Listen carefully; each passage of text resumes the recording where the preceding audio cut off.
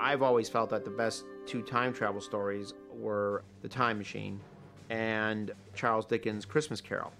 And basically, Back to the Future follows the same type of time travel rules as The Time Machine, which is that you can travel through time but not through space. And a lot of time travel stories violate that concept. Not only do you travel 100 years in the past, but you also travel from Los Angeles to England miraculously. So we believed in the H.G. Wells Time Machine idea of time travel. I can't really put my finger on when I stumbled on the idea of time travel, whether it was from watching The Twilight Zone, whether it was from reading Superman comics, or whether it was when the H.G. Wells Time Machine movie, the George Pal movie in 1961 came out. But I do remember being totally fascinated by that film, and it inspired me to read the book. I made my own little miniature time machine out of popsicle sticks. And the whole idea of it was just something that I totally got fascinated by. Are you telling me that you built a time machine out of a DeLorean? I'm from the future. We've got to get you home.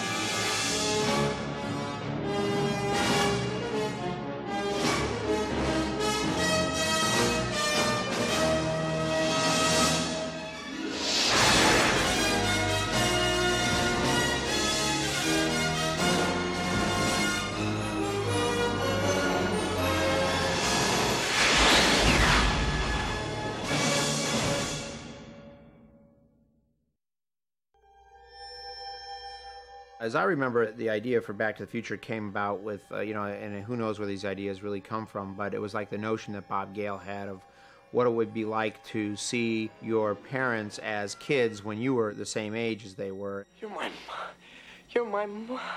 My name is Lorraine. Lorraine Baines. I was back in St. Louis, Missouri, visiting my parents, and searching around in the basement, I stumbled upon my father's high school yearbook. And I'm thumbing through it, and I discovered that my father was the president of his graduating class. I didn't know this, and I thought about the president of my graduating class as somebody I had nothing to do with. So I thought, gee, if I went to high school with my dad, would I have been friends with him? So that was the idea that I came back to Los Angeles, and I said, Bob, what if you could go to high school with your parents? What would that be like? What are you writing? Stories. Science fiction stories about, visitors coming down to Earth from other planets. Get out of town. I didn't know you did anything creative. The idea that every adult was once a kid really had never been done before as a movie. This was an idea, an original idea that we'd never seen dealt with before. The time period that we selected was purely mathematical. Action! It was an 80s kid who had to go and find his parents at his same age, so that put us immediately into the 50s. And that was also the time when the birth of the teenager happened anyway, and teenagers in America were given power by the media, power to buy things. They became an economic power. So that worked out well for us. I'm from the future.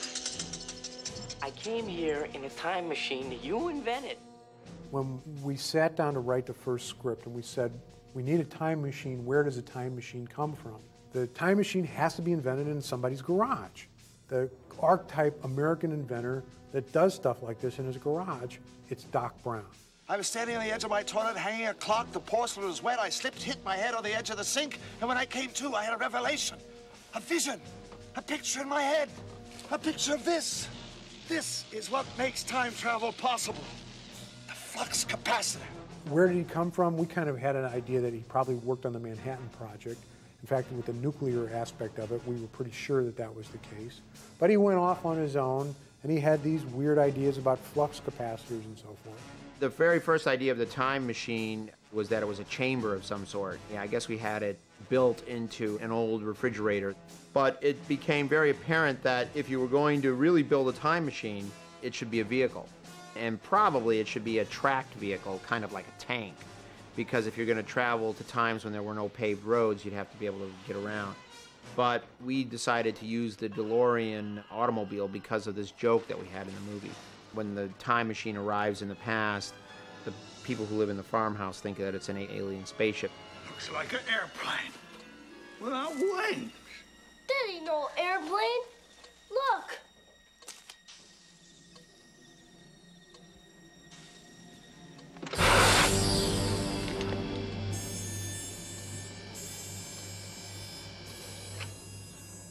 A lot of people think that Back to the Future is a science fiction movie. A lot of people think it's a special effects movie.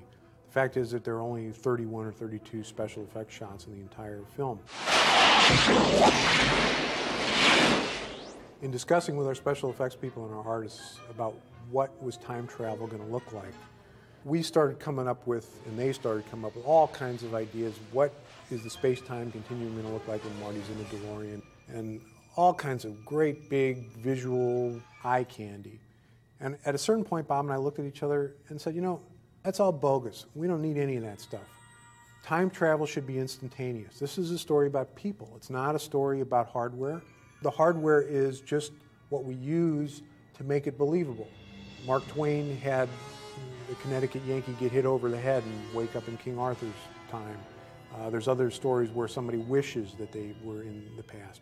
And none of these things were interesting to us. We felt that if it was a machine that did it, then it was more believable than if it was a wish, because we know that machines can do stuff, and we don't have any example of somebody wishing for something as crazy as this and ever having it come true. So the machine is just a way to make the idea of time travel believable. The way I see it, if you're gonna build a time machine into a car, why not do it with some style? Besides, the stainless steel construction made the flux dispersal. Look out!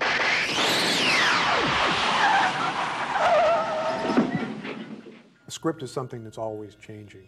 And what seems like a great idea one day, you might wake up and think it's not such a good idea the next day.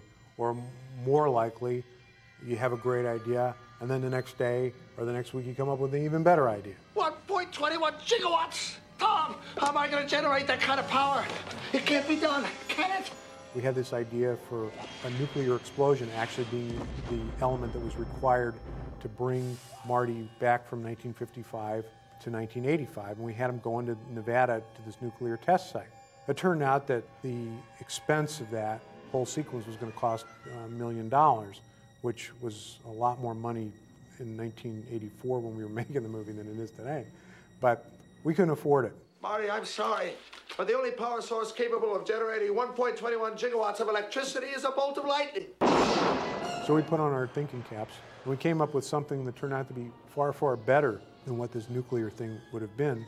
It kept it all contained in Hill Valley. It kept the clock imagery and the time metaphor much more in the movie. And it was a vastly better sequence than that nuclear test site could have been.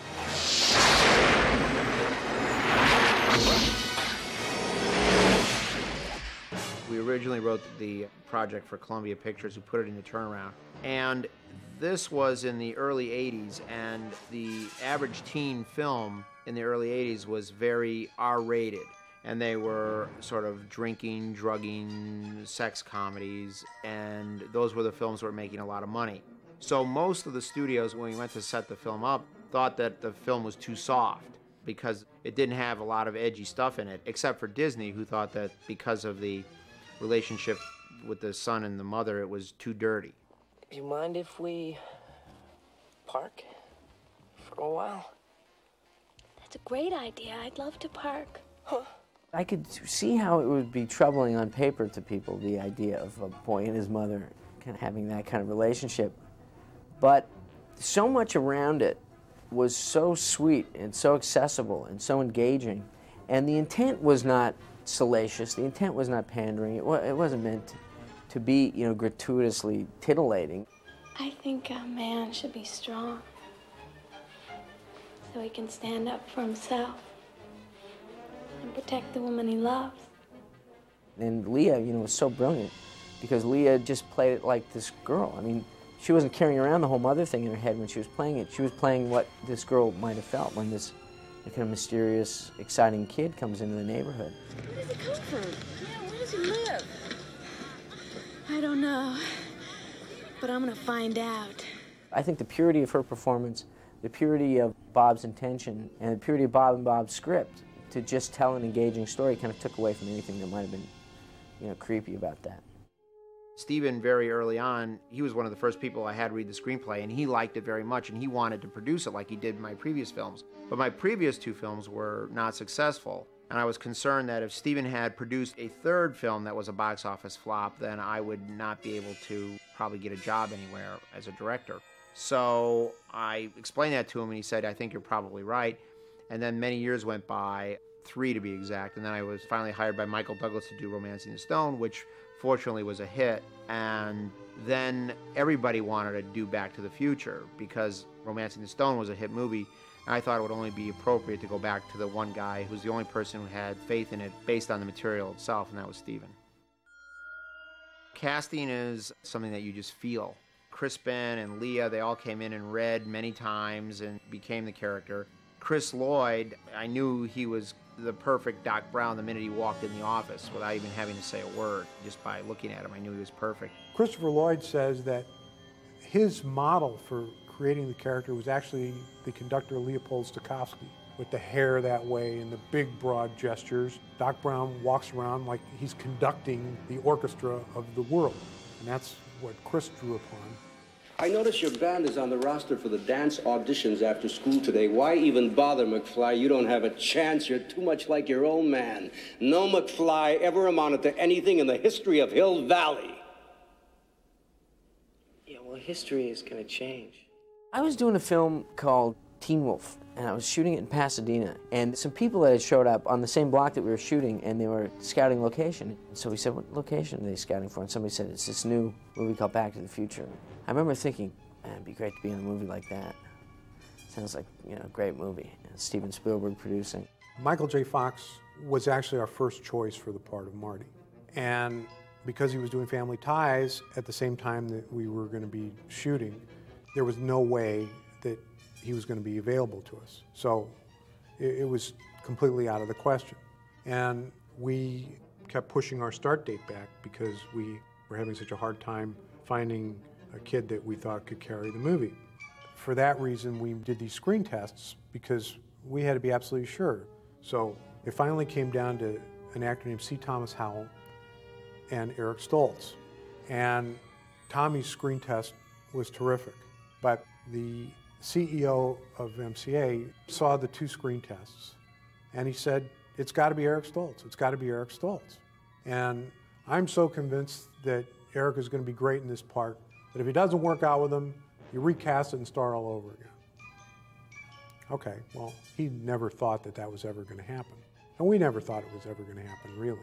The studio was demanding that the movie be released on a specific day in the summer. So we cast Eric Stoltz in the lead part for Back to the Future, and this was a miscalculation on my part. I mean, Eric is a fabulous actor, and he was doing great work, and it just, for some reason, to me, didn't feel like it was the right type of performance for the type of humor that I was trying to go for in the film. So I had to do a very painful thing and replace Eric with Michael J. Fox. Michael read the script, he went nuts for it. And his attitude was, hey, you know, I don't need any sleep. I'll do whatever I can to be in this movie. And about a week later, I was in a parking lot in Pomona, freezing cold, about 2 in the morning, doing the stuff with the DeLorean and the dock. There was no preparation for me at all. I just all of a sudden was on board. I was doing Family Ties and Back to the Future at the same time, so I was getting about an hour, 2 hours sleep every day. All right, okay, McFly. Get a grip on yourself. It's all a dream. It's just a very intense dream. So it was really grueling, and it was exhausting, and it took its toll, you know, physically and even emotionally to an extent, because I just didn't know where I was a lot of times. It was my whole life. Every waking moment was about work, but I was 22, 23 years old. It was my dream to be in the film and television business. I didn't know I'd be in them simultaneously. It was just this weird ride that somehow I got on, and I was glad I did.